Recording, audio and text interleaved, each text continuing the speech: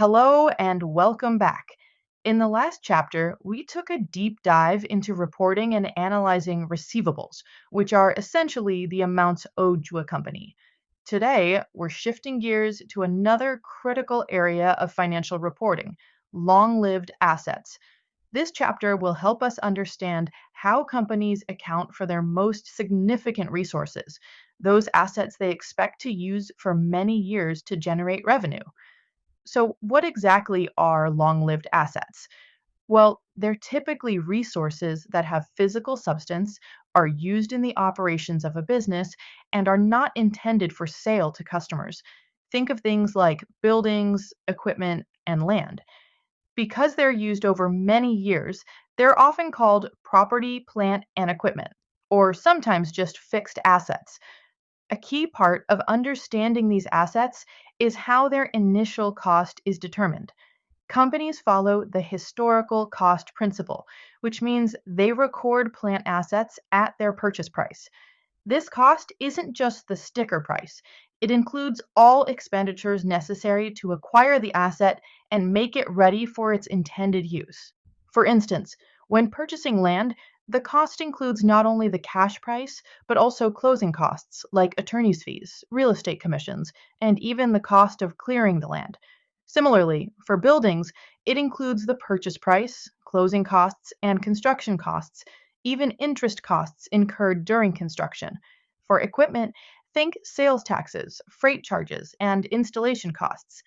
Throughout an asset's life, companies also distinguish between revenue expenditures, which are routine repairs expensed immediately, and capital expenditures, which are major improvements that increase an asset's efficiency, capacity, or useful life and are added to the asset's cost. Now, with the exception of land, most long lived assets experience a decline in their ability to provide service over time due to wear and tear or obsolescence. This brings us to the concept of depreciation. It's crucial to understand that depreciation is not a valuation process. It doesn't try to estimate an asset's market value. Instead, it's a cost allocation process. It's about systematically allocating the cost of a plant asset to expense over its useful life. On the income statement, this appears as depreciation expense, and on the balance sheet, it accumulates in an account called accumulated depreciation, which reduces the asset's original cost to its book value. There are several methods companies use to calculate depreciation, each acceptable in accounting because they systematically recognize the decline in service potential. The most common is the straight line method, which results in an equal amount of depreciation expense each year. Then there are accelerated methods like the declining balance method, which records higher depreciation in the early years of an asset's life. Finally, the units of activity method bases depreciation on the actual usage or production of the asset. While the annual depreciation expense might vary between these methods, the total depreciation expense over the asset's useful life will be the same. Companies may also need to revise their depreciation estimates during an asset's life if new information suggests the original estimates of useful life or salvage value were inadequate or excessive.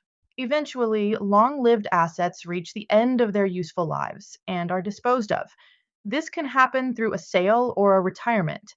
When an asset is sold, companies compare its book value to the cash received to determine if there's a gain or a loss on the sale.